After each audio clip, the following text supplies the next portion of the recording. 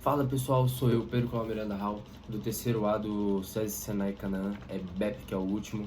E nosso professor pediu pra gente pegar um texto do Carlos Drummond, e eu peguei, e agora eu vou falar um pouco dele pra vocês, né? Eu vou ler ele um pouco, depois eu vou falar o histórico dele um pouco, e depois umas explicações dos trechos. Então vamos lá. Congresso Internacional do Medo. Provisoriamente, não cantaremos mais o amor que se refugiou mais abaixo dos subterrâneos. Cantaremos o medo, que esteriliza os braços. Não cantaremos o ódio, porque este não existe.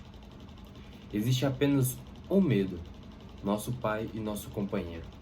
O medo grande dos sertões, dos mares, dos desertos, e o medo dos soldados, e o medo das mães, o medo das igrejas.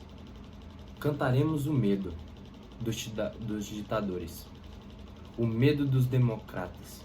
Cantaremos o medo da morte e o medo depois da morte.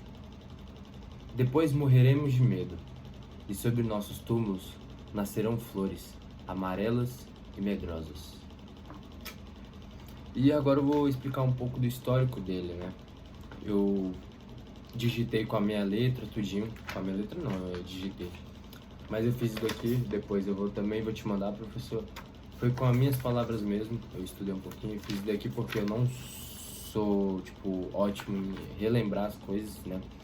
Então vamos lá, falar um pouco do histórico dele, desse poema. O contexto histórico do poema Congresso Internacional do Medo, que escolhi, né, claro, ele fala da sensação que atravessa as pessoas do mundo, que é o medo. Vamos dizer que até hoje temos medo de muita coisa. Temos medo de ser machucado, de morrer ali na esquina, de ser assaltado. Então isso ainda reina aqui entre a gente. Ele foi escrito em plena Segunda Guerra Mundial, que ocorreu entre 1939 e 1945. Então já dá para ter uma noção por que medo, né, traz esse poema. Esse poema ele irá refletir sobre as questões sociopolíticas, que será pensamentos da relação da pessoa com aquilo no redor. Eu não entendi muito bem, mas eu vou contextualizar pelo que eu acho, pelo que eu entendi. Que é, a pessoa vai ter medo ao redor dela. O que o pessoal pensa, os políticos, o que eles falam, né? Porque, igual, a gente tem medo de algum político fazer uma merda. Ele já tá fazendo, né? Uns aí. Mas, é isso daí. Agora eu vou explicar um pouco dos trechos. Uns três, rapidão. E depois o significado de uma coisa aqui do poema que eu coloquei.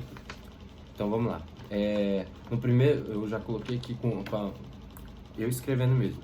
No primeiro verso achamos que todo mundo está suspenso, vamos dizer, parado, onde o amor e o ódio, gestos de carinho, foram substituídos por esse medo absoluto. Então sumiu isso pelo medo.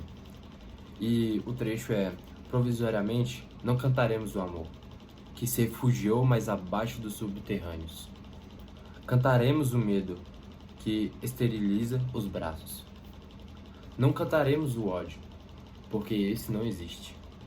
Existe apenas o medo, nosso pai e nosso companheiro. Segundo, o povo que traz isso para essas pessoas estão em todos os lugares, que são os soldados, são pessoas que trazem medo pra gente. Paisagens, naturezas e assim por diante.